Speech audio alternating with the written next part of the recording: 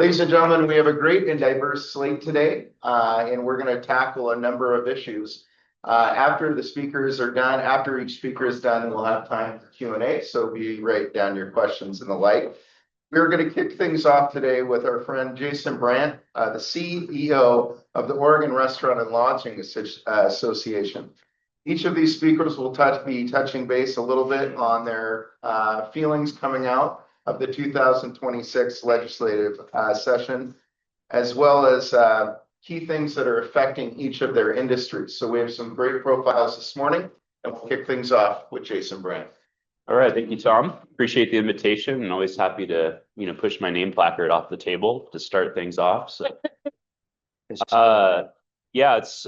this legislative session was, I would say, more transformational than most 35-day sessions when it comes to just the intensity of the policies that were considered. I would share with you that my team and I at ORLA have pretty deep concerns about the lack of quality control going through the legislature, basically taking very significant, substantial policy issues that you would think would be reserved for 6-month sessions in the odd number calendar years, now that we have annual sessions in Oregon and have for some time now. But gosh, talk about cramming in massive changes that don't really position Oregon for recovery economically in a 35-day span. I continue to be really frustrated, to be candid, about the disconnect between your average Oregonian and what they're experiencing in their day-to-day life economically versus what you experience if you're a paid professional or someone that just so happened to find the courage within yourself or maybe a passion to walk into that Capitol building and provide your perspective on a policy issue. And I would hope that, as part of those of you that have done Leadership Salem, either in the past or presently, would consider doing that if it's not an official part of the programming currently. Just, this upcoming session in 2027, pick an issue, just decide for yourself that you're going to be a part of the solution so that you can experience that for yourself. So that's the broader narrative I want to share, is how deeply concerning it is that we have such a significant bevy of issues time and time again. Whether it's a 35-day session now or a 6-month session, it doesn't seem to matter, which was not the original intent of annual sessions. I'll focus on 5 bills and then make sure I save plenty of time for my counterparts up here at the table. The biggest, just speaking into that narrative, the biggest transformative policy for us was House Bill 4134, which increases our statewide lodging tax here across the state of Oregon. So no matter where all of us stay in this state, when we travel with our friends or family and we stay overnight somewhere in short-term accommodations, short-term rentals, lodging establishments, we'll now have an additional 1.25% tax on our bill. Currently, the statewide lodging tax is 1.5%. Might not seem like much, but that's $44 million. $44 million sales tax being sucked out of the hospitality industry, Oregon's second largest private employer. It's 205,000 Oregonians, 10% of all paychecks. So 44 million coming out of the industry to pay the existing statewide lodging tax, which is completely exclusively used by Travel Oregon to build our identity and our brand. It's all about domestic international visitation. And now we have a 1.25% increase to that 1.5% lodging tax.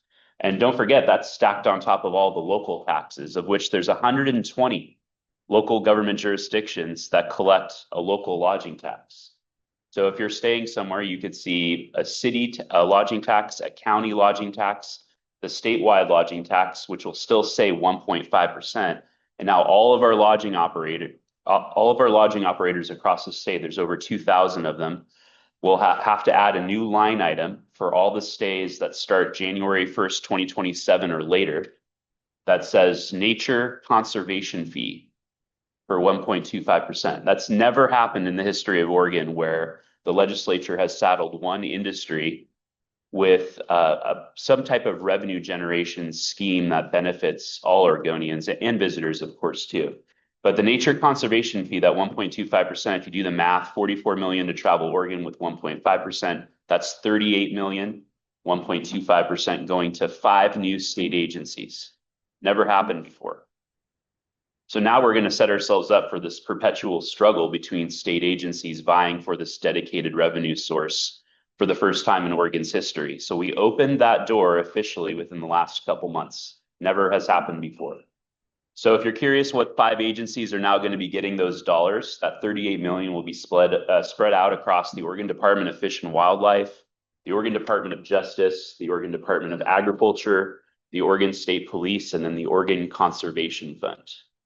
So all, I'm sure things that many in this room would agree are important to find a way to fund, but we have made the decision to inequitably put that burden on one industry in a state without a broad-based sales tax. If you're keeping score on that front, we're one of, if you don't count Alaska, which has like 100 different local city borough taxes, Oregon is one of 4 states in the country, if you do not include Alaska, that does not have a statewide sales tax. So the levers and the volatility relating on our working Oregonians will continue to have, I think, bring about bigger extremes in our state. If we're going through recessions, we're going to have a lot more challenges fiscally. When we're doing well, it takes us longer to get back to that point where we're performing at levels similar to other states fiscally. So that's House Bill 4134. Another one, if that wasn't enough, House Bill 4148 changed how those local lodging taxes can function. So there's about 120 of those, like I mentioned, city and county taxes. Local lodging taxes have always been complicated, but if you just roll back the tape to 2003, that legislative session, it included something called the Oregon Tourism Investment Proposal. What that legislation did was it told all the local governments that whatever you're spending as a percentage of your local lodging taxes right now on your general funds, you can continue spending that percentage on your general funds. So you imagine back 23 years ago, every local government was in a different place in terms of those percentage allocations. Their, Seaside was spending 30% on their general funds. Bend was spending more like 65%. Whatever you were spending, you lock that in. And then moving forward, the very next day on July 2nd, 2003, if you increase that tax, there's a different formula for the increased tax increment. So 70-30 split, 70% for tourism. What we did in the legislature with this new bill, House Bill 4148, is we actually retroactively changed those increases. So if you have increased your local lodging tax on July 2nd, 2003 or later, those increases are no longer split in a 70-30 in favor of tourism. They're now 50-50. So we had a significant issue with that because there's so many communities out there that already have the majority of their lodging taxes to spend however they want because of how they were spending it 23 years ago. So like Bend, as I mentioned, 65% going to their general fund already. But now Bend can go back and change those tax increments to a 50-50 split instead of a 70-30 split. So the overall effect is 65% for their general fund will be more like 67 or 68%. So even though they're already getting the majority of the money, they're getting a little boost on top of that in those situations. It also moves anyone that was under 50% when they got locked in 23 years ago. Seaside is a good example. So they were 70% for tourism, 30% for general fund. They get to move up to 50%. So now moving forward, the collections are a 50-50 split. That one, just like the statewide lodging tax, also takes effect January 1st, 2027. So those are the big ones. Those are when I say transformational issues that happen in a consolidated format, that frankly doesn't do the issues justice. Those are the types of decisions I'm talking about. I mean, we have hotels in receivership in Portland right now. It's no one in this room thinks that the state, I'm sure, is heading in the right direction economically. Everyone knows that there's something wrong. The majority of the Oregonians, regardless of party affiliation, knows something's wrong. The challenge is how do you fix it? It's such a political behemoth, and I'm sure some of our speakers will kind of share their insights on that. A few others, and I'll turn it over.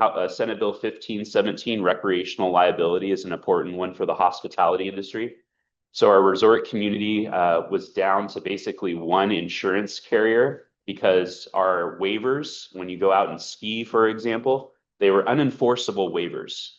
Basically meaning that anyone, even if they signed a waiver and I went out with the family and the kids and skied on Hoodoo and I injured myself and, something happened on the ski slope, I could sue the resort, even though I signed a waiver saying I was, assuming a certain level of responsibility for taking on this, recreational risk. So a little silver lining in the session, Senate Bill 1517, that actually does provide the waiver enforceability for all activities, outdoor recreation activities that are not including a motorized piece of equipment. So let's say John Miller and I are out skiing at Hoodoo and we're on the lift and the lift breaks, that you still can sue for if you signed a waiver. But if John and I break our knees on the hill going down the Black Diamond, at least there's protection now for that. And that was a huge problem in Oregon. Every state that we are surrounded by had waivers that were enforceable for non-motorized activity. We finally took a step in the right direction. Having said that, neither side that was, either opposed or supportive of this legislation is happy. So there's compromise involved with this, and those that are in the industry and are still very passionate about recreational liability reform see this as a step in the right direction, but that the issue is still needing more time and attention. So that's Senate Bill 1517. I'll do one more here. House Bill 4178, the rounding bill. That's pretty important to our industry. Not creating pennies anymore at the federal government. It takes 3 pennies to make 1 penny. So we're shutting it down. We have one of our Salem Chamber ORLA members here in the community, one of our restaurants that actually has been having their employees bring in pennies from home, because when they used to be getting 10 to 12 rolls from their local bank, now they can only get 1 to 2 rolls of pennies. And they have lottery machines where you play video lottery and then the ticket comes out, they have to pay out the ticket. They didn't have enough pennies to pay the actual receipt amount. So the rounding bill actually solves some things for a few of us, and there's over 20 states that implemented similar legislation with the penny situation at the federal level. So House Bill 4178 basically says if you have signage out in your building and you can round up or down by a multiple of the nickel. So let's say the final receipt, and by the way, we're in a state that has to accept. So this is particularly important in Oregon. So I play a video lottery machine at a restaurant, I get my thing and it says I won $31.71. The operator can round down to $31.70. So if the receipt total ends in a 1, 2, a 6, or a 7, the operator can round down to the nearest nickel. And then if it ends in an 8, 9, 3, or 4, you can round up. And you just have to make sure that the signage is out. And some of you may have already seen this. Our Director of Government Affairs, Greg Astley, mentioned he already saw it in a local Dairy Queen here in town. They have the signage out and they're rounding to the nearest nickel. Some of our members are concerned they're going to lose out on the rounding mechanism. Well, what happens if I just randomly have to round down more than I'm rounding up?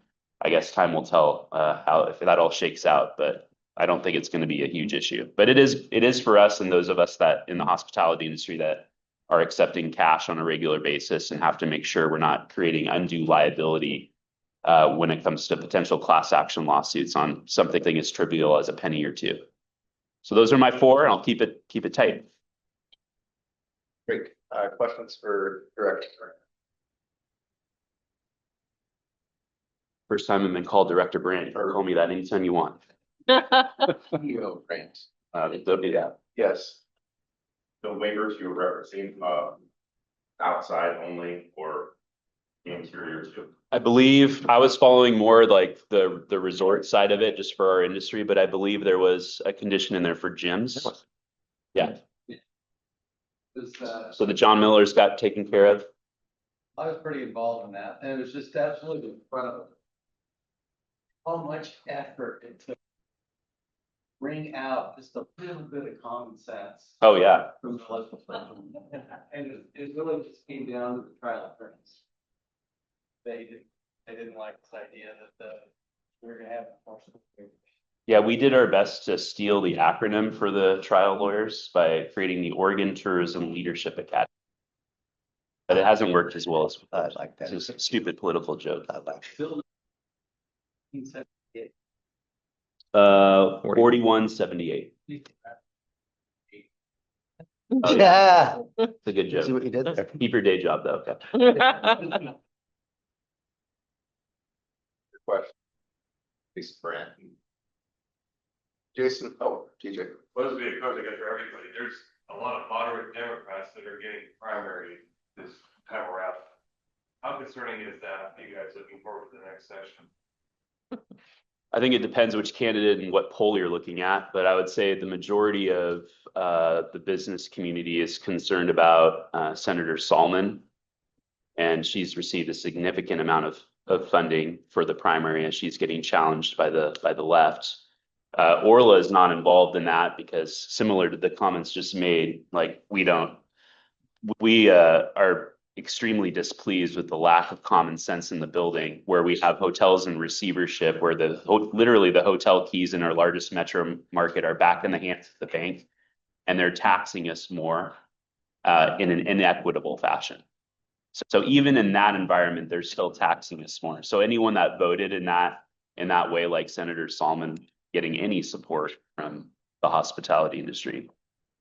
And we'll revisit that, of course, after the primary, but that's the reality. We tend to keep our powder pretty dry when it comes to primary elections, but I would say there's more expenditures happening because of those threats, TJ, this time around than I've seen in past primaries. I mean, we're sitting on about $300,000 in our political action committee currently that we typically save for the general election campaign. Yeah, the Salem Chamber has, we also keep our powder dry in the primaries, but we have had a lot of people reaching out, asking us to be getting involved like never before due to extreme side of things. Dick and then Teresa.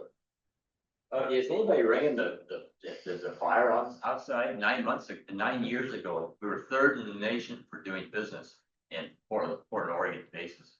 And in 9 years, gone to they're only 80th if they score for 81st.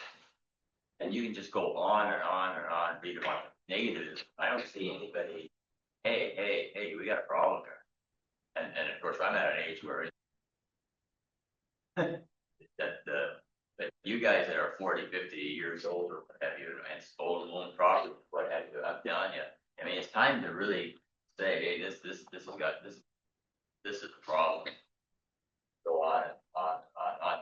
You can go through Walmart, two Walmarts down, Target, Nike's down from 23 years ago, or the REI, Nordstrom Rack, Wells Fargo, and two Starbucks closed six. This is all in the last 36 months. So I mean, there's a little problem. It's a huge problem going on, and it's only getting more complex by our government's need for dollars to prop up PERS and as well as operations. We just last week at ELC heard from both Marion and Polk counties their need for dollars.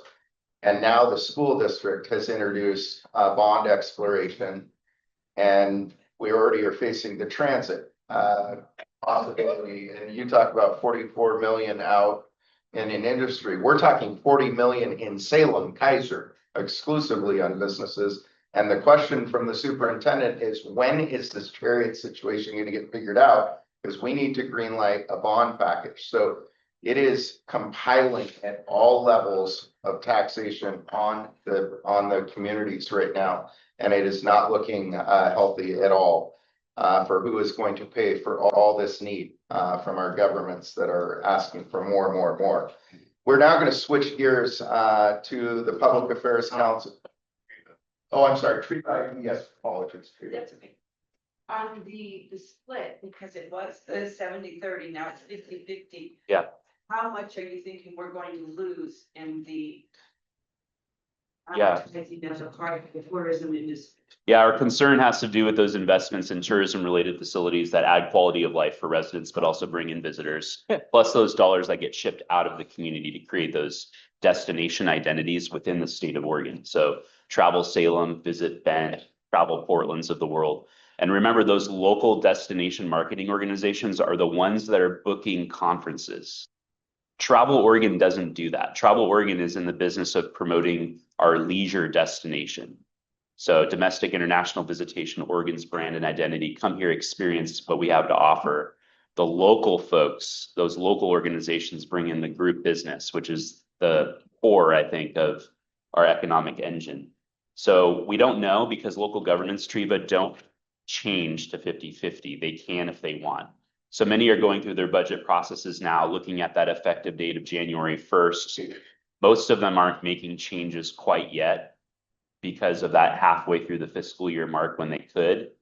So we'll be watching that closely. There's also a resiliency fund that we're not fond of that's in the new legislation. So within the tourism bucket, they can start creating resiliency grant funds for small businesses, which on the surface might seem like a great thing, but you start taking those dollars to patch holes within operational budgets of small businesses instead of shipping them out to create a multiplier effect of visitor spending, that does become problematic over time. So time will tell, but one of the pieces of silver lining 4148 includes transparency from all those local governments. Finally, after 23 years, we will actually find out how much money each local government is collecting and where that money is going.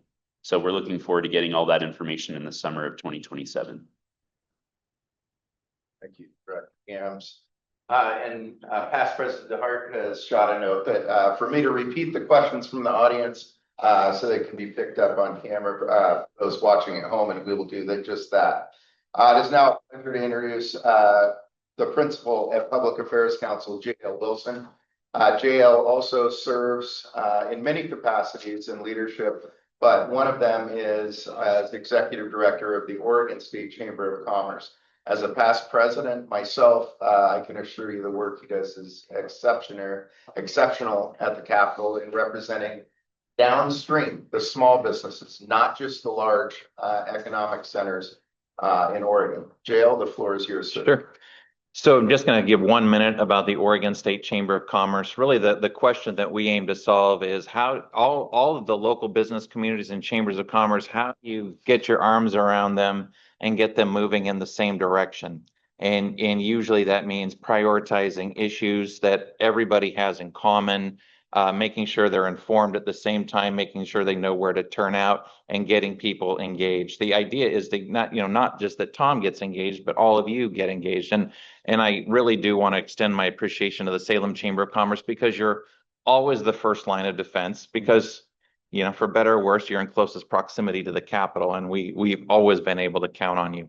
So bringing the OSCC to bear on issues, I think, has been a pretty positive development over the past handful of years because I'm actually in the camp that you want more boots on the ground as it relates to putting pressure on issues and trying to move issues either through the process or try to provide some resistance to those that don't work for the business community. So that's a little bit about OSCC. We're a group of about 80 chambers of commerce aligned under this common umbrella and common mission. And it's my job to keep the trains going on time. So I'm going to talk about, I'm probably going to see Jason and Raisin one, but I'm going to talk a little bit about the focus that we had, which was on revenue issues. And it's the 26th session was it's a completely interesting exercise because as you remember going into this session, there were massive projected budget deficits, mostly, I'm going to say almost probably entirely due to the federal legislation that was passed called HR 1. And it deprived the state of revenue on social service programs, primarily around SNAP benefits, the health plan, Medicaid, those types. And so there was less money coming into the state for those. And then it also had the effect of reducing tax revenue into the state from state tax collections because Oregon is connected to the federal tax code. So for instance, if the federal government implements a no tax on tips, and it works out as a basically a deduction of tips from your federal income, Oregon also gives you the same thing on your state tax returns. So Oregon's policy has been one of connection to the federal tax code. It's something that the business community has really pushed for, to, one of those benefits of simplicity of administration and keeping Oregon in alignment with federal tax initiatives. So keep that in mind. And so you go into the session and we're probably $700-800 million in the red. You get a November forecast that says, well, actually, we had more tax revenue come in, so we're only like $300-400 million in the red. Then during the session, there was another positive forecast that came in, which actually put us basically on par. And then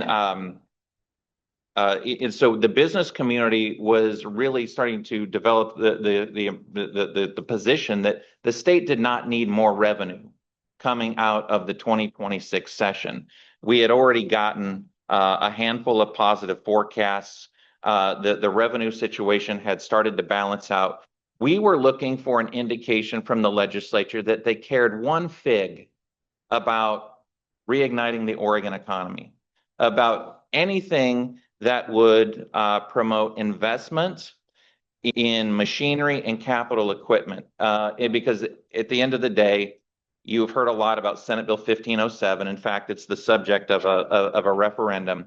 And Senate Bill 1507 at its heart disconnected Oregon from the federal tax code and what was called bonus depreciation, which the federal government was going to allow you to write off investments in capital equipment and machinery at a much faster rate. You could claim those deductions immediately. Now, the effect on a business is it frees up cash flow in year one. That cash flow gets pushed through into payrolls and other investments. It is one of those tax policies that really made no sense to disconnect from, because in Oregon, it's not necessarily a tax increase issue, it's a tax timing issue. And giving the benefits of depreciation immediately frees up cash flow for other business investments on year one. We were looking for any indication of the legislature that they cared at all about anything related to business investments in capital equipment and machinery, which allows for expansion of payrolls on year one. And although I can say that I'm very glad that all the litany of tax proposals that were on the table initially did not make it, and we were down to pretty much this single issue. 1507 did include the tax deduction for auto loans for U.S. made vehicles. There was also a piece in there for qualified small business stock. Both of those were very small elements. The real lion's share was this depreciation, or the bonus depreciation.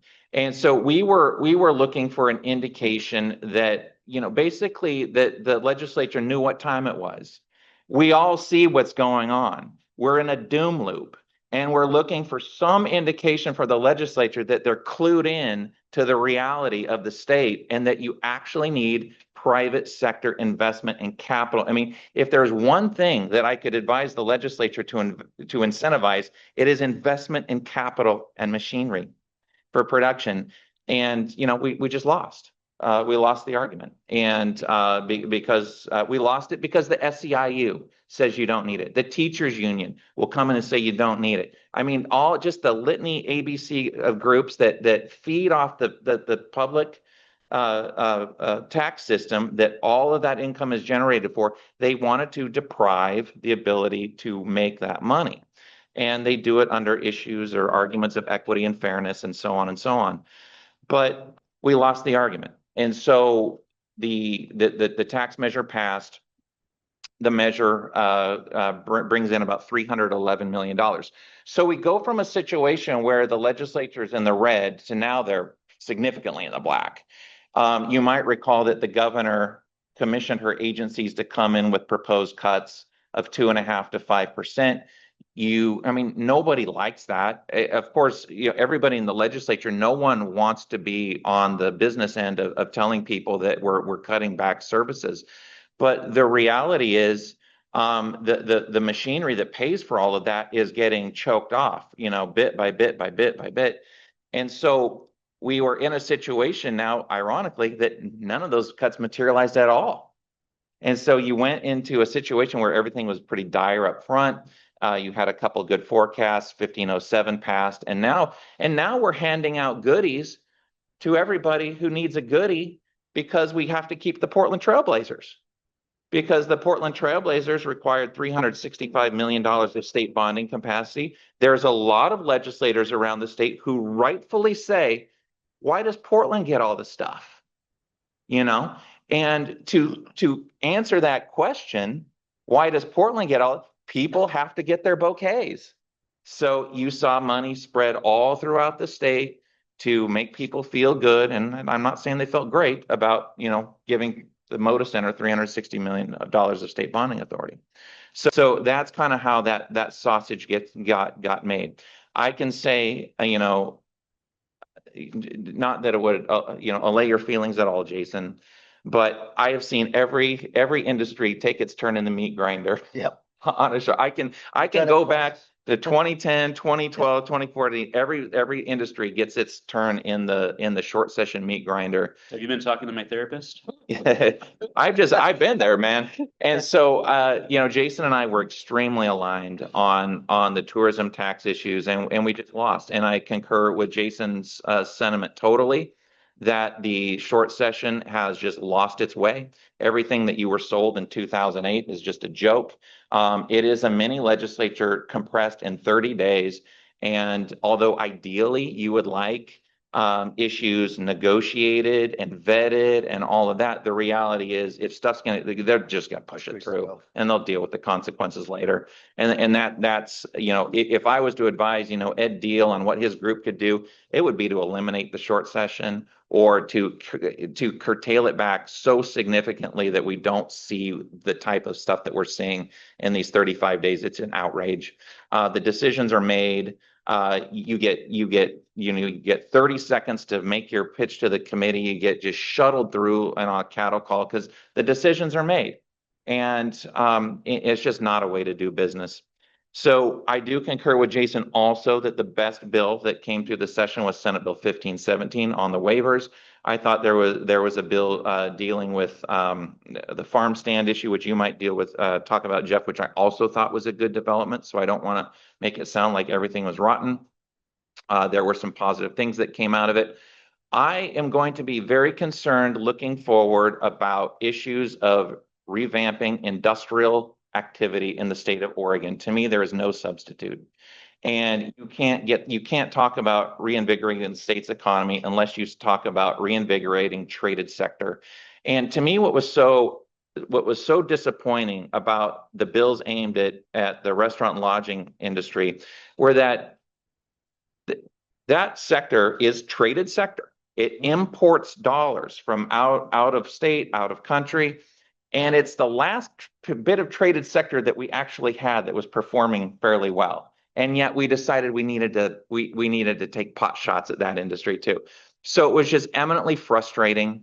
And I understand the impetus of what's going on is that we're all in this massive position of scarcity in this state.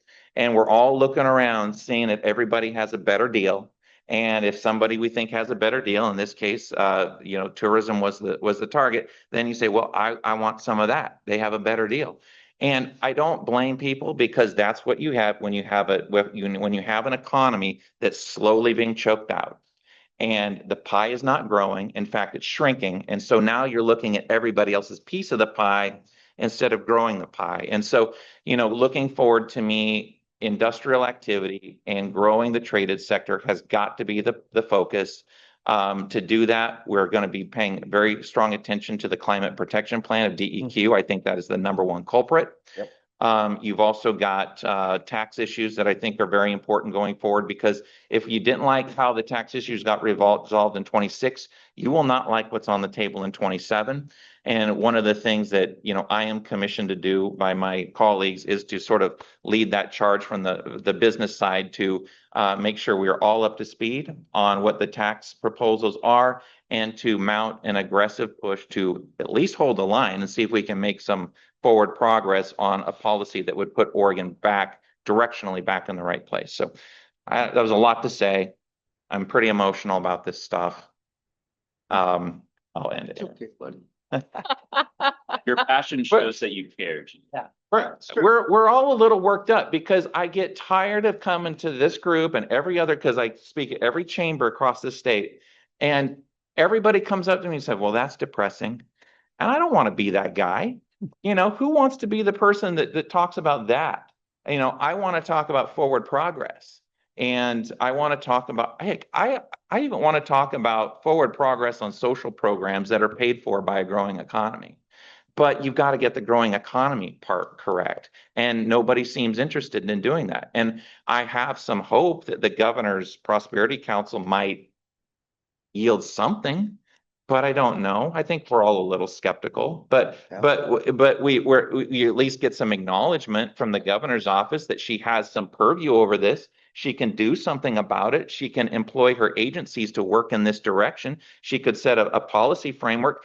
But at the end of the day, she's going to have to cross her own constituency to make it happen. And I've told this to Tom and the Democrat, there will be a day, just like in 2019, when you made the unions mad with PERS on that vote. There will be a day where you have to tell your constituency, I'm sorry, what you're doing is impeding economic, we've got to grow the economy, and then we'll deal with your concerns next.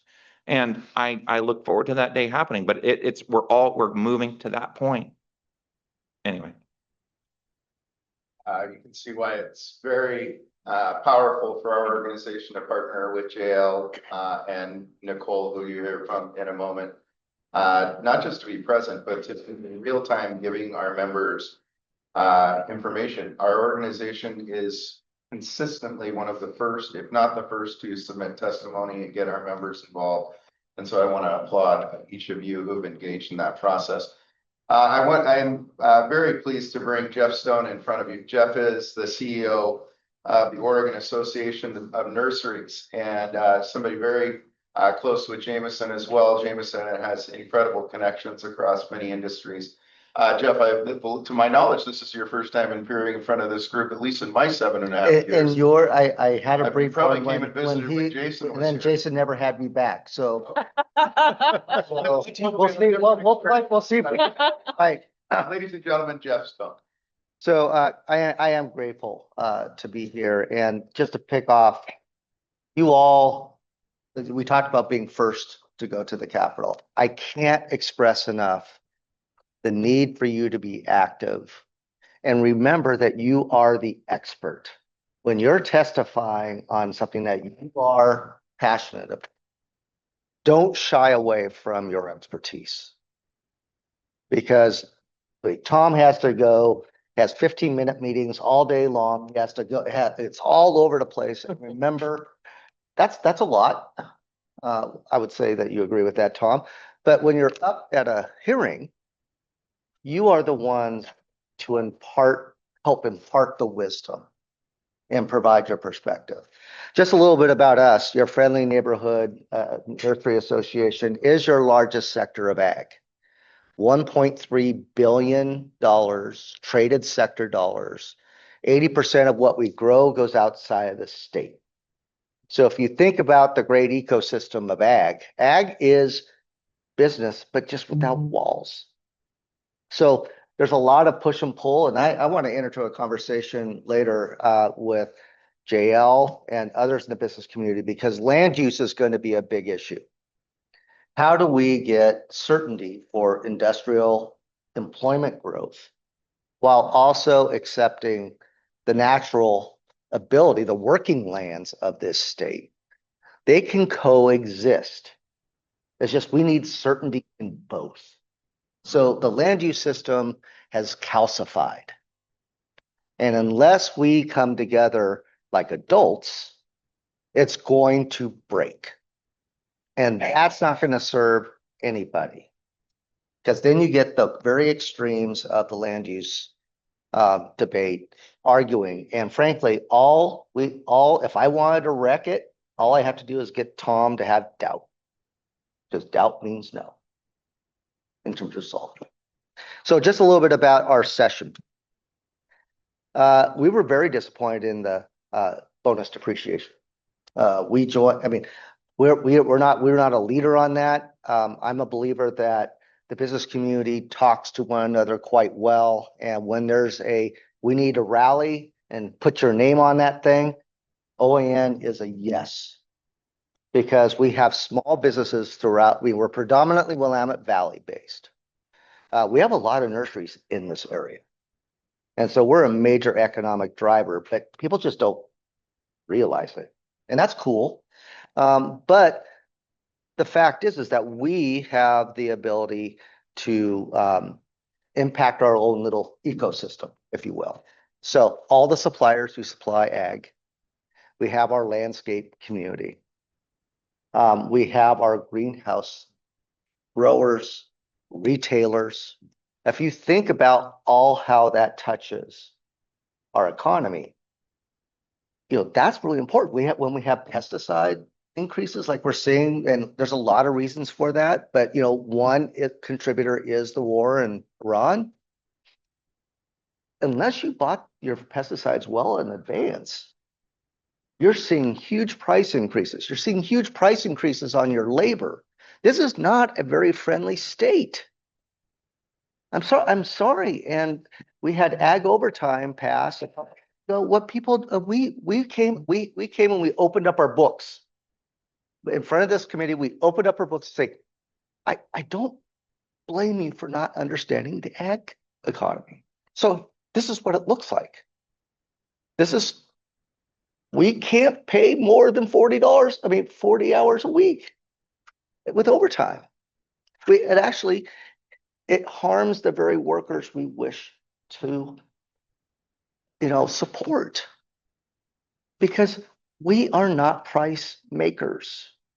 We take the price in New Jersey. We take the price in Florida. Florida has a $7.25 minimum wage. We're at, what's the sideways 8?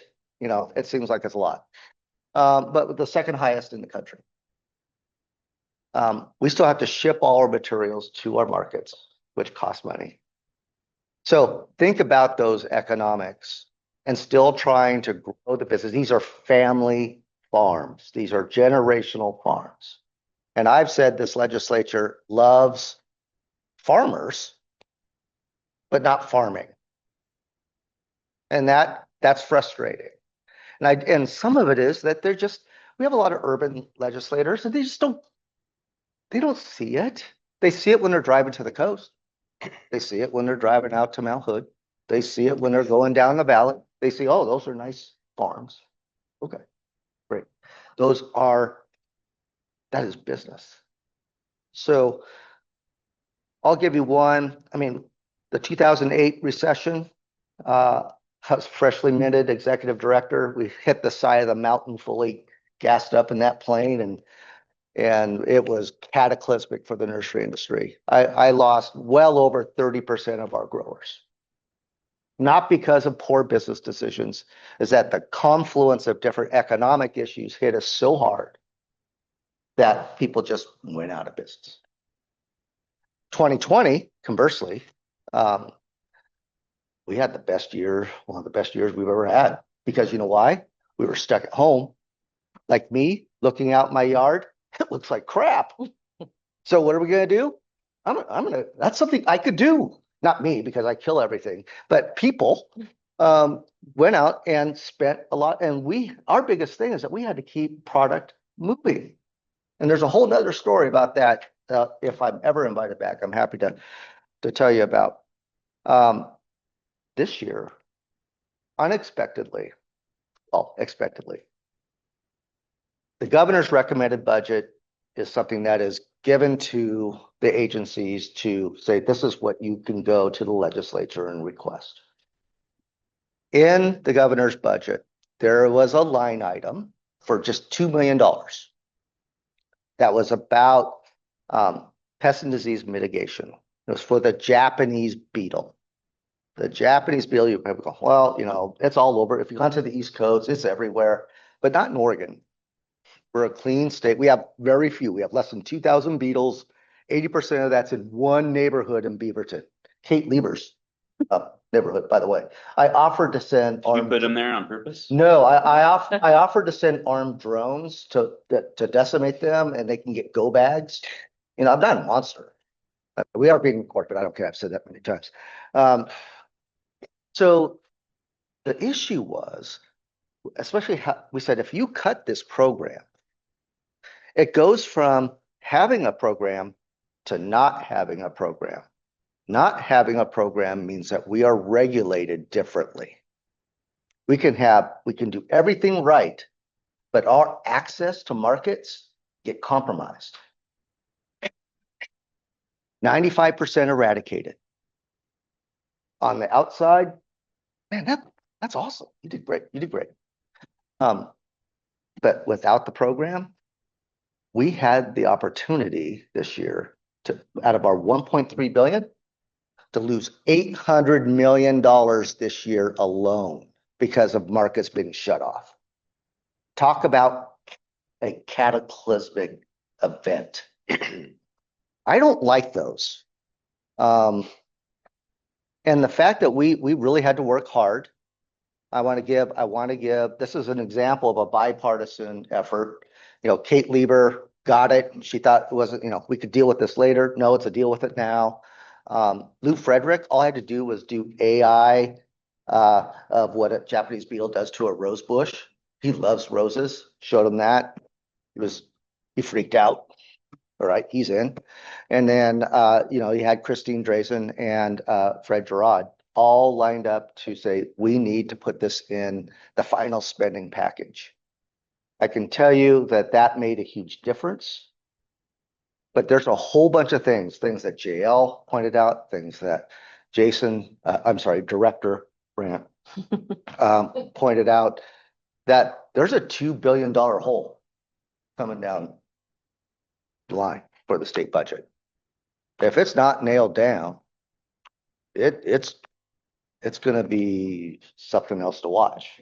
And the big question is, how do you attack it? Can you attack it just with cuts? I don't think so. So you have to look at growth, economy. And part of that is that we have to put away old battles. On land use, you're going to have the thou shouts, you know, not going on farmland. You're going to have, hey, that's some pretty nice land there. Has you know, services. That's pretty tasty. Well, we're going to have to figure out that compromise. We did it 10 years ago in the Portland metro area. I wouldn't say that's the most beautiful solution, but what it did is it got home builders, the business community, 1,000 Friends, Farm Bureau, us, all at the table. And we looked at the map and said, we can come up with a compromise. And I think that's what's before us today. And I could go farther, but get involved, raise your voice. If you've ever thought about running for office, do it. I have one of my members running the first time this year in House District 18, which is out in Molalla, Gilberton, Amanda Staley. She's a past president of mine. She finally said, unless I get in there, we can't make a change. And so if that's you, jump in. I'll stop there. Thank you, Jeff. And really one of the conversations that Jeff is alluding to is we need more housing stock desperately in Oregon, and yet the land available is topically the most challenging to build on. And so we have large flat land that we could much more reasonably price, develop housing for badly needed housing. And Mike Herdman will probably allude to this. But the challenge between groups that traditionally have walked side by side with each other. And that's the farming community and protecting those valuable farmlands while also understanding the dynamic housing supply that can be recently produced with people who look at West Salem and South Salem and just develop there. Well, it's amongst the most expensive places to develop due to topography challenges there. Yeah. It's now a pleasure to reintroduce Nicole Palmatier Hazelbaker, who is the owner of Bravio Communications, and very proudly our organization partners each year with Nicole as our contract lobbyist. Nicole, the floor is yours. Thanks, Tom. Here to bat cleanup for my colleagues, and we're all looking for a group rate on therapy. So if you know someone Please. that wants to meet with 4 desperate lobbyists, please call us right away. Lots of balls right on the ground. It's a pleasure to be here with my friends up here. I think we all fight the good fight every single day in there. A couple things I just wanted to touch on that have been brought up before. I would say from my position and on behalf of my clients, including the chamber, I would suggest that this trend that we're seeing right now in the campaign cycle around moderate Democrats being primaried because perhaps whatever interest group is not happy with something that they chose to do. And I give them a lot of credit. Senator Solomon, Representative Evans, Representative Wynn, those individuals and the group of them, we all know who they are, have said, I'm voting on behalf of my constituents. I'm taking this vote because it's what's best for my community. I have great concern, and the owner of Cascade Tire has to listen to me every night talk about this, that now it's become a playground fight. And I have an 8-year-old, and I know how that goes, but she usually wins. However, it's concerning to me because I feel like we're stifling dialogue, and certainly Representative Anderson could give his perspective on that. But when I came back to Oregon from DC, lots of conversations happened. Let's sit down, let's sit around the table, let's do that. I feel like the game is changing, and I don't know if y'all would agree, but I think the game is changing now. We don't like it, we're just gonna get rid of you. And we're gonna do it, and it's not gonna be very pretty. And my clients as well, we stay out of most primaries. There's some we've chosen to get involved in because they feel on their behalf very strongly about it. But I think it's an interesting trend and one we should watch because it is changing how we operate in this legislative process. It's changing what's acceptable and what's not acceptable. And one of the things I've often said all over the country with different groups is I have always appreciated Oregon's process because it's still citizen-led. You can still walk into that Capitol, sign up, maybe online, to testify and go up and talk about it. And it is not always that accessible. I've worked in New York, I've worked in California, I've worked obviously at the DC level. It's not like that.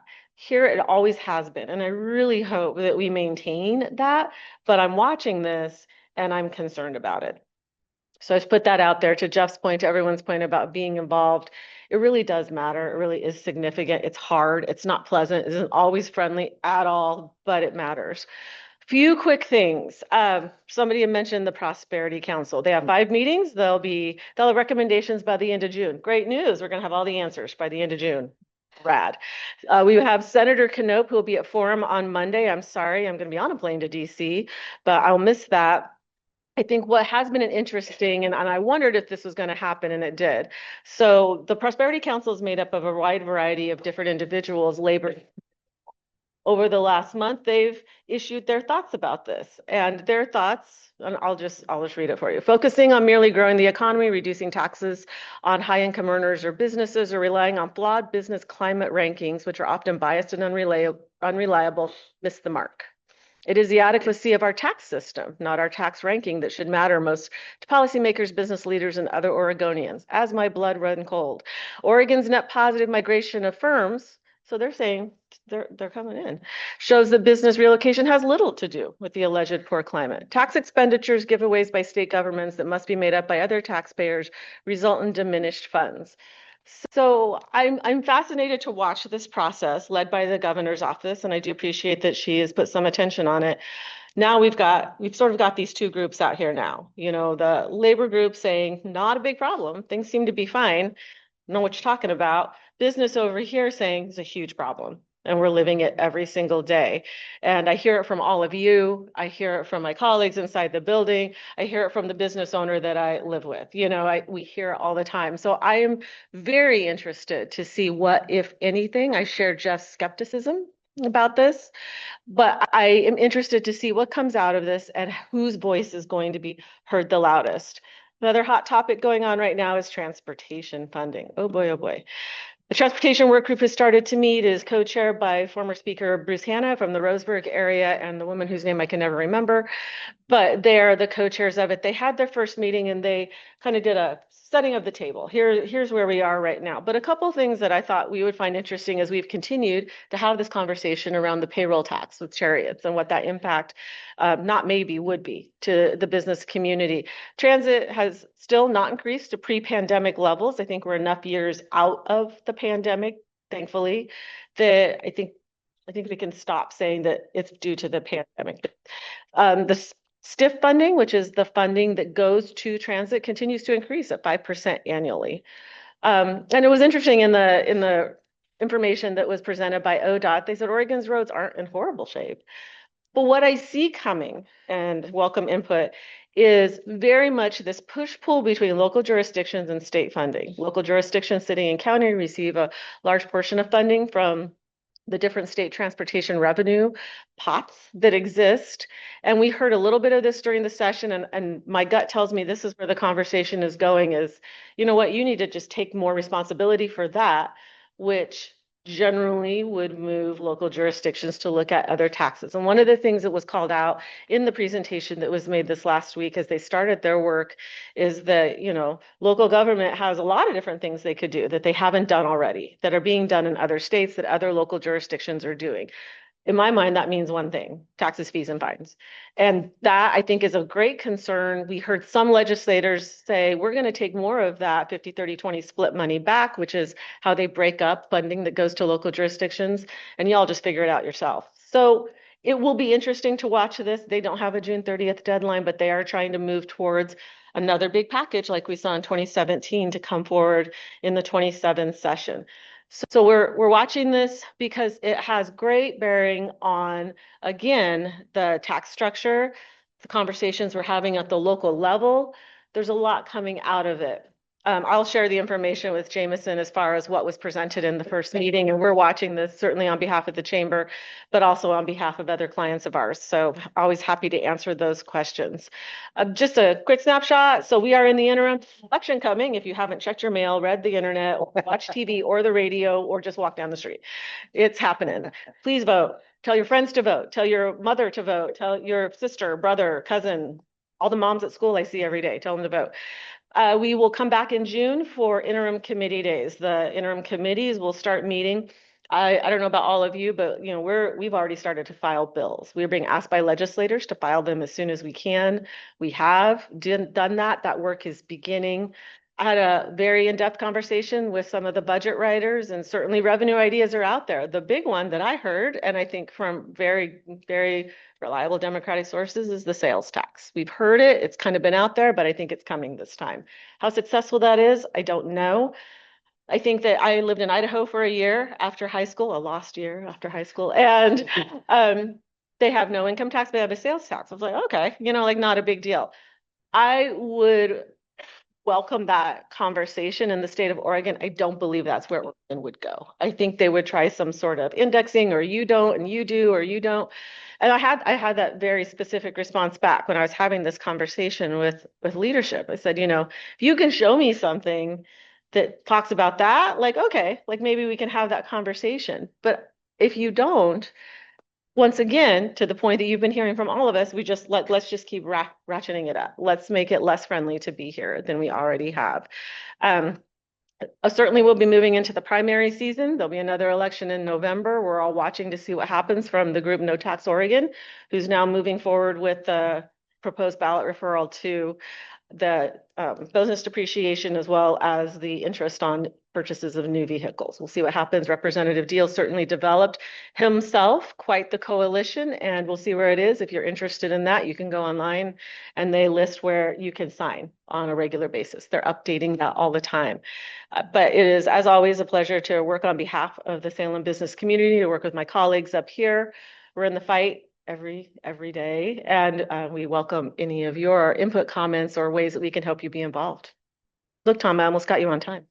Spend the next 5 minutes for these 4 speakers as far as it's concerned at this wet level. Open the floor to questions. Ask President Sullivan. There was a town hall on GHD all around without a big package, and the main argument in favor of the package that I heard from the SEIU representative was the morale at ODOT is really low. That's the reason for it. That can't be like a legitimate argument that's being used in the bill. It's gotta be, we're funding roads and maintaining, please tell me, is that morale argument being used in saying? Yeah. I think there was a lot of conversation, as you know, in this session, ODOT had to present how they're going to deal with the fact that everybody knows, believes, and is pretty sure that the transportation package is going to go down. What does that mean? That was a piece of that conversation. I think what's interesting, and I can't remember, it was Willamette Week, one of them said, what's interesting though is that they have had to make changes and not, the world hasn't stopped yet. Interesting to watch and see, but I think that is a part of the conversation. Yeah, follow Niles Jake. I mean, Niles Jacobs has been doing some pretty good work out through the, was it the Oregon Journalism Project? Yeah, OJ. One of the few investigative journalists that remain. And he's certainly one that you do not take lightly. Some of the most fearful words is, this is Nigel Jacobs. And they go, oh, crap, what have I done? I hold my phone like way out. Yeah. I mean, he did it to the point is Yeah. he did do a deep dive into that. Mhm. Good question. Is there any insight how that ODOT has been managed, given the departure of their department head at the end of December? How has it been managed for the last 4.5 months, 5 months? It's one thing to see it from the outside, it's another from the inside. I mean, for us at ORLA, our immediate past board chair from last year was appointed by the governor for that group. So he's serving with the co-leaders, Bruce Hanna and the former ODOT director. So he's exceptional. His name's Patrick Nofield. He's the CEO of Escape Lodging. They have multiple hotel and restaurant locations, but I'm hoping that Patrick will give me some insight on that as a part of that work group within the next 4 to 6 weeks. So we can follow up on that. Additional questions for this group? Mark? First question, about the comment about net positive migration. Are you looking data on what age group is coming and what age group is leaving? No. I've been more focused on the suck of the income levels, right? It's like we're losing 6-figure incomes and we're gaining, you know, $40,000 to $50,000 a year jobs. That's not a recipe for success, but you know, the solution to that is what you're doing at Salem Academy, candidly. Like people like you stepping up from the private sector and engaging and providing real world marketplace experiences for the kiddos in the schools. If we had 20 of you, then we probably solved that problem. And I think we're watching this, you know, every school district is talking about the decline in enrollment. And it feels like they're finally digging into the why. Are there just less families, parents with families who choose to stay here? Are there, you know, what's happening? Are they leaving? Are they going? So it's not something too that can be ignored anymore. Spent 33 years in public education and now went to a nonprofit to train young adults to get into the trades. The union training centers aren't hiring apprentices, so I'll be unemployed this summer because there's no students for me to train to go apply to be apprentices. So I tell students, go to Idaho, go to Arizona, because they're hiring. And I'm just scared that there's going to be also a lack of capacity to grow the economy because we won't have the tradespeople to do it. I think that concern is here already. I guess it's a question. Yes. No, what? The difference between Kuligowski and Kitzhaber is absolutely night and day, because he surrounded, both of those guys surrounded themselves with the ATACs and all these guys that really, they weren't D's or R's. They wanted the best. If you want to have a slow time, I'd be happy to tell you that Idaho, Montana, Nevada, and Arizona, and you can have little meetings there. People who own land here, that they all live. They're all 60, 70, 80 years old, and they ain't coming back. Well, let's switch to land. And an important development that we do on land for long-term success, and that is having housing here. It's a pleasure to reintroduce you to Mike Erdman, who is the CEO of the Home Builders Association of Marion and Polk Counties, and certainly a very close partner with Salem Chamber. Mike, thank you for being here today. Thanks, Tom. No, I appreciate it. And much of what we're talking about today does kind of intersect with, with housing supply and housing affordability. And that's really what I want to kind of touch on is I think we all know we've got a housing affordability problem. It's not just in Salem, it's not just in Oregon, but it's on the West Coast. But I think what we have is some kind of unique circumstances in Salem that are really causing us challenges right now. And so I want to kind of talk about the challenges that we've got on land supply, maybe some of the issues that the legislature has tackled, to try and assist with that. But then talking about whether those solutions that have been crafted legislatively are actually workable, here in Salem, given the problems we have. I think the challenge that we have and rapidly running up against is that we are very, very close to the point of no longer having land in Salem in which we can develop and build more affordable housing in town. And I think this should be frankly, of grave concern to us as a community looking forward a couple of years. And that's really, I think, all we are. It's just a couple of years away from not being able to build new construction that is affordable to a majority of folks in the community. And I think the reason this matters to all of you, is kind of threefold. Even if your businesses may not have anything to do with housing, it definitely impacts you. Of course, the issue of affordability plays into decisions on businesses that decide where they're going to locate, where they're going to expand, where they may relocate. And if they can't get affordable housing for their workforce, then that makes us less competitive in the marketplace. Certainly secondly, and this is one I think that should really get our attention. I think Mark kind of touched on it a little bit, and that is that recent data is showing that our population growth is stalling and maybe even kind of retracting here in Oregon. And I believe strongly that this ties in large part to our affordability issues.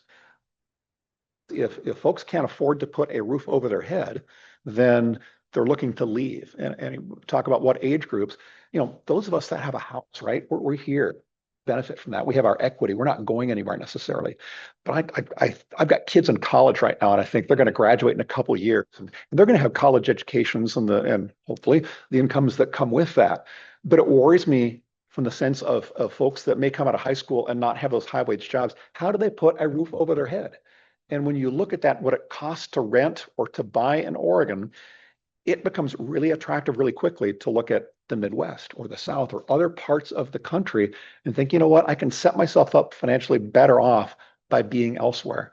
And it's a pretty hard argument, I think, for us to make to those folks to do something different, because looking back, if I was in that situation at this age in Oregon with prices the way they are, would I have stayed here? I may not have. So it's a logical, I think, outgrowth of what's happening. And I think it's kind of an indictment of our system.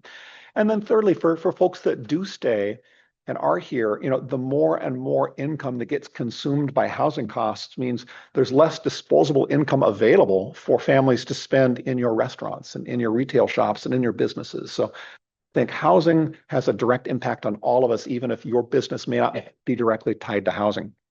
So with that backdrop, let's kind of talk about what's going on. As I said, we're really rapidly running out of land that is affordable to develop and build on here in Salem. And that is such a significant concern. That the easy land, you kind of heard me say this before, I think the easy land is gone, right? The land that's flat, the land that's less costly to develop. The stuff that's being developed now, kind of has hair on it. It's difficult. It's got expensive challenges. And so what we're seeing right now is that lot costs are rapidly getting close to $200,000. And if we look ahead, in the urban growth boundary and look at what's available, and this is where it's kind of unique to Salem. The land that we have, and Salem has land inside the urban growth boundary. If you look at a two-dimensional flat map of Salem, you think, hey, Salem's got land in the UGB. But you look at where it is, right? And much of that land is kind of on the outskirts of West Salem and South Salem. And so much of that land has got serious topography challenges. And it's the infrastructure that comes with that. It's the cost of regrading a site to get streets that meet fire code and get infrastructure to it. And that results in lot costs that are so expensive that we can no longer build for the income levels that are in this community. Because when your land prices go up, it drives the cost of the house up significantly. And if the cost of land goes up, say 50 grand, the house price doesn't go up by 50 grand. The house price goes up by 150 grand because you've got to build something bigger to justify the purchase of that more expensive lot. And so the great example we've got right now, and it's taking place, is look at D.R. Horton. And D.R. Horton, love them or hate them, national builder, they're in East Salem. They're building the majority of our new construction in town right now. Over half of the new construction, that market share has been growing. And if you look in North Star, which is a project in Northeast Salem that's built out, but in East Park on the old mushroom plant in East Salem, they have been building, I think, what we'd consider to be more affordable new construction. Out in East Park, they're advertising pricing still because they still have some lots left in the low 400,000s, and certainly that sounds like a lot of money, and it is. But at least in terms of kind of affordability, in Salem and statewide, it's actually on the more affordable side of things. But the challenge is, they've only been able to hit that price point because they can get more affordable lots. And the problem is they're nearly done out there. And I've actually had conversations with their Oregon leadership in recent weeks where they are telling me that they are deeply concerned about their ability to remain in Salem and to be building homes that come close to that price point as serving that more affordable market. And so again, they're building in the low 400s right there in East Salem. But you look at their next project coming online, they're building out in Sorrento Estates in South Salem. And in those lots where they're paying closer to 200,000, that price point is in the low to mid 600s is where they start. And all of that is being driven by the need to buy more expensive lots. It forces them to build a bigger home and more expensive home that can financially justify the purchase of that more expensive lot. And that is what we're seeing. There are relatively few families in Salem that can afford a $600,000 home.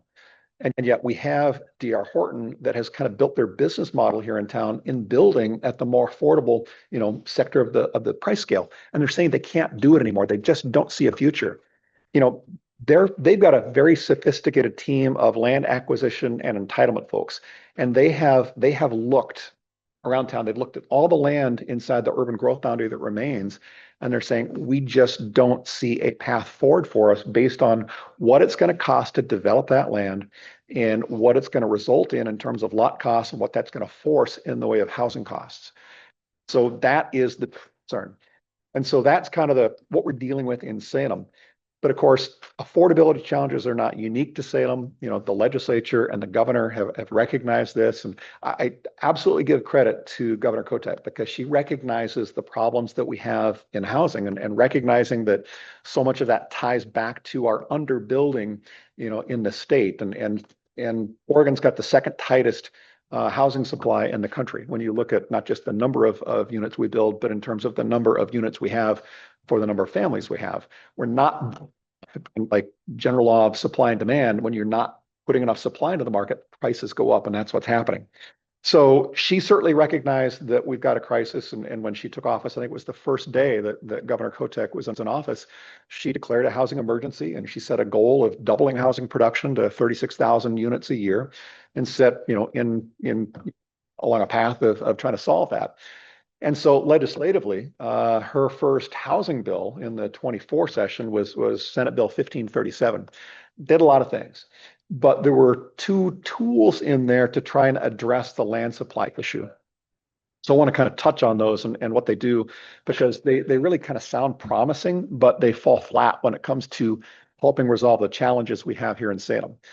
And the first provision in Senate Bill 1537, as it relates to housing supply, is it allowed larger cities over 25,000, like Salem, to expand an urban growth boundary by 100 acres. And in this past legislative session that just wrapped up, it was House Bill 4035, actually brought that up to 150 acres. Obviously, if we can bring more land into the boundary, then we can produce more supply. Challenge is, and it sounds good, but the challenge is that in that bill are restrictions on cities that can take advantage of those provisions. And so if a city has even just one undeveloped parcel of 20 acres or more inside its urban growth boundary, you are ineligible to take advantage of those expansion provisions.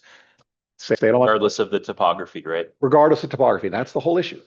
And so Salem's got those 20-acre parcels, but when you look at where they tend to be out in the outskirts of West Salem, right? Where that land is so steep, it is not getting developed. It's available, but developers are looking at it going, I can't develop that. You're going to end up with a lot that maybe $250,000, forcing prices at $800,000 or $900,000. And so it's not happening. And so, expansion is really off the table for Salem as it relates to that provision of 1537. The other provision of 1537, which kind of sounds even more promising, is the opportunity for land swaps within the urban growth boundary. And so the ability to perhaps take land out of the boundary in a problematic area like West Salem and bring it in somewhere else. We're not expanding the boundary, we're not growing it, we're just kind of reshuffling the land within. But the trouble there is that it's very limited in terms of the types of land that you could expand onto. And basically, they have to be non-resource land, non-high value farmland. When you look at the land that surrounds Salem, unsurprisingly, we're surrounded by high value farmland. And so there are very limited opportunities for Salem to do these land swaps. There's a little bit in West Salem. There's a bit of a swath in East Salem. It's east of Cordon Road, kind of a little bit north of Center Street down to Auburn and going east. But it's a very narrow strip of land. It doesn't offer a whole lot of opportunities that are on those properties. And so there are some opportunities there, but they're really not going to do much in the way of actually putting a dent into the problems that we have.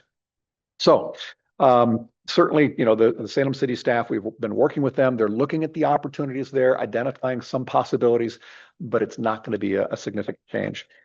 So the next bill that came along was one that came out of the recent session that just wrapped up a couple months ago, and that was House Bill 4082. And that addressed the opportunities to expand a boundary by 100 acres, but very specifically focused on income limited 55 plus senior housing and or manufactured home parks. And so the challenge there is, again, while it sounds good, the restrictions in that bill would say that 80% of the units that could be placed on that expansion land would have to be deed restricted for 30 years to those earning no more than 120% of average median income. And so when you look at the fact that it's income or that it's 55 plus senior housing, it's going to be a two-person household. And so the numbers basically be incomes would be limited to no more than about 77,000. If you take that income, it equates to a sales price in the low 200s. And so city planning staff, we've been talking to them and they're saying, gosh, before we go to the legwork of pursuing that expansion, can you be talking to the development community and finding out how much interest is there in that kind of expansion? And very clearly, what our developers and what our builders are saying is the math doesn't math. If I'm limited to selling something in the low 200s, I can't do it. I mean, our lot prices and permit prices are low 200s right now. It leaves no money to even buy a single 2x4 or turn a shovel of dirt on that site. And so it doesn't solve the problem for us at all. There's no opportunity there. Maybe there's an opportunity there on the manufactured housing park side of it. It's kind of not my expertise. Not sure how many manufactured home parks we've located in Oregon of late. Not a whole lot. But it's not doing anything for us on the stick-built housing on that side of it. So really, when you look at it and you kind of look at some of those land tools that the legislature has developed, just based on the kind of the unique nature of the topography we've got in Salem and where our available land is, those solutions aren't a solution for us. And so that's just the reality of what we're up against. What I think we're going to need, if we're really going to tackle this problem in Salem, is we're going to need future legislation that better enables a much more significant land swap inside of our UGB. We're not talking about growing the UGB. You know, at least on paper, on a flat two-dimensional map, we have land in the UGB. It just isn't developable.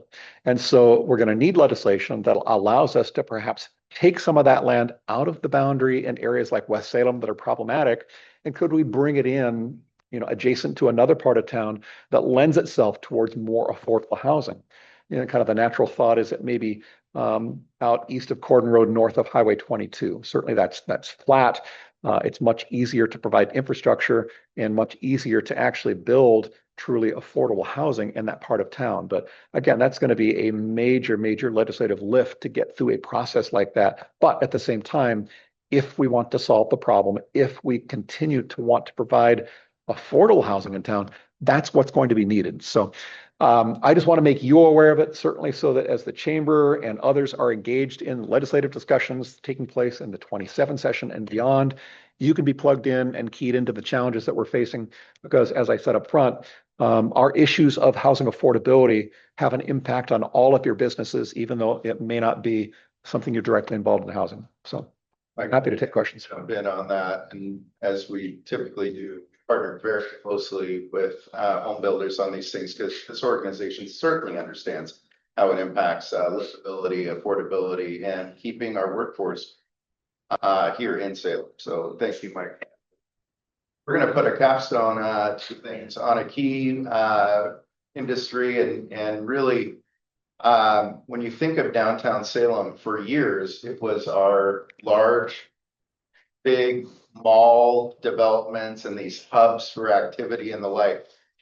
We've seen kind of two very different worlds. Number one, malls have faced some significant decline. Certainly a lot to do with national chains looking at where they're going to have footprints, etc. And yet we have very committed owners here in Salem who have said, no, we are going to be relevant to this community and have small businesses here and present. And I want to thank two of the owners, in fact, in the back of the room, Patrick Carney and Mr. Kelly McDonald. But we also today are going to welcome Jacob Espinoza, who is in a new role at Salem Center Mall as their Chief Entertainment Officer.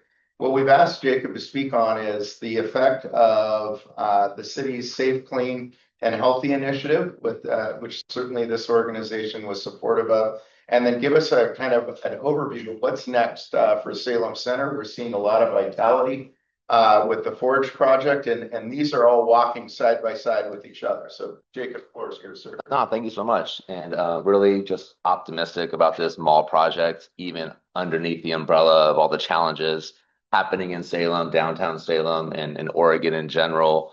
And there's a few reasons for that. One, we have big indoor space in a city that rains 9 months out of the year. And I'm confident we can make some pretty cool things happen and give people a reason to gather and get together and collaborate. We're also seeing a resurgence in in-person events as people are moving offline. A lot of major brands are thinking about their event strategy in the world of marketing. And I think within Salem, we can play a crucial role in that. I think relevant to the conversations today is how much easier it is to have an impactful conversation when you are in person. Because online, trying to lead that conversation becomes challenging because it's just arguing, it's all caps. Maybe if somebody leads a like if they agree with what you say. But in person, you have a chance to really understand somebody, understand their energy, and have a more authentic and influential conversation. And I think within the things happening in Salem, Salem Center can really become the living room for Salem's community, a place for people to get together and gather. And part of that are things that we are doing currently with the team. We have Emily Pace, who's incredible, been doing a lot of community events. She runs our social media, but also inviting other community connectors in and allowing them to explore opportunities to use our space and think about how can you invite people from Salem to gather and feel welcome here. The mall used to be an extrovert's paradise. Like you'd get dressed up, you think about, all right, I'm going to go to Sam Goody and probably talk to a girl, or maybe I'll meet somebody at the food court. Right now, it's the opposite. Like if you're an introvert, the mall is the best place to be because it's empty. You can just go get away from everybody and unplug. But we want to change that, right? We want to create some new energy and excitement. The clean, safe, health, the city's Safe, Clean, and Healthy initiative.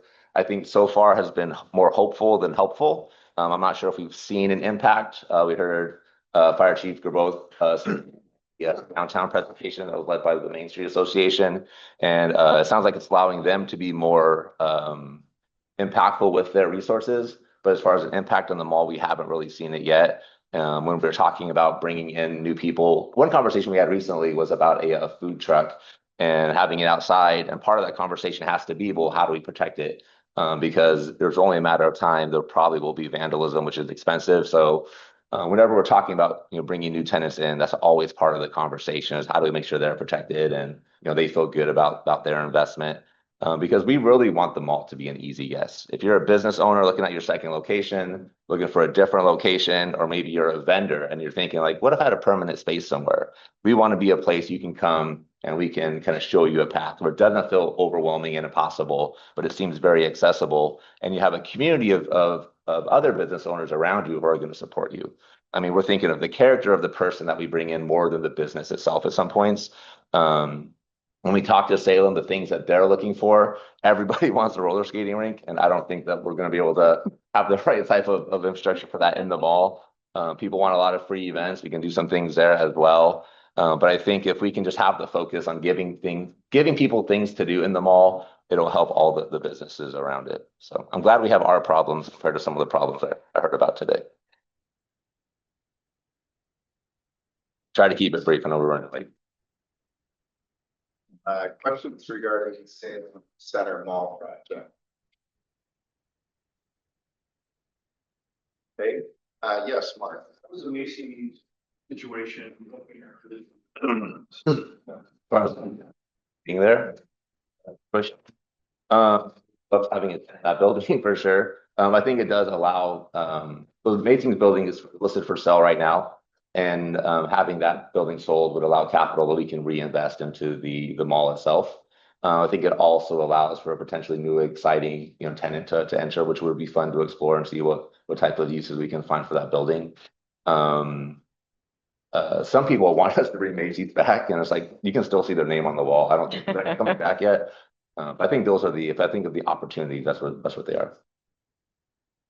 I have been very loud about this in the public. Whoever has 20 million that they want to send my way, I am ready to open Pickleball World up in Macy's or JCPenney's space. Yeah, That's right. Roller rink around it, but I can bring the 8-year-old contingent. They're all in on the roller. whoever actually monetizes it, I just want 1%, just 1%, because I feel I've been loud about I it. think roller rink pickleball maybe because the next thing for Salem, like you're playing pickleball on your roller skate. There you go. Roller ball. Find your way within favors, please. Ladies and gentlemen, join me in thanking our slate of speakers.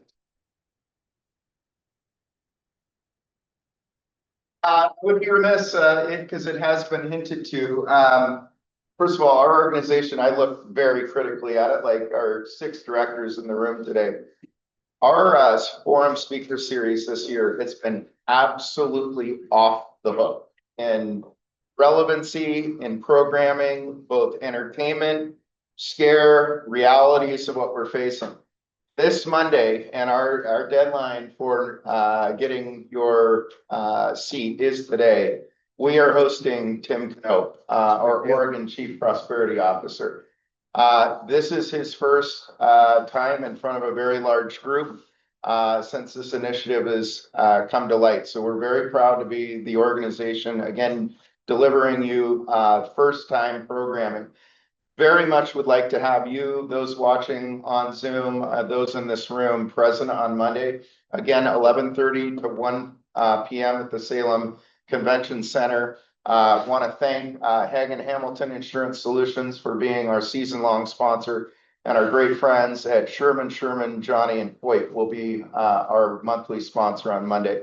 If you are interested in attending, I believe registration is probably closed, so connect with Jackie, Jameson, myself, and we'll make sure that we get you in the room. But there are some who feel this is a game of charades by the governor's office.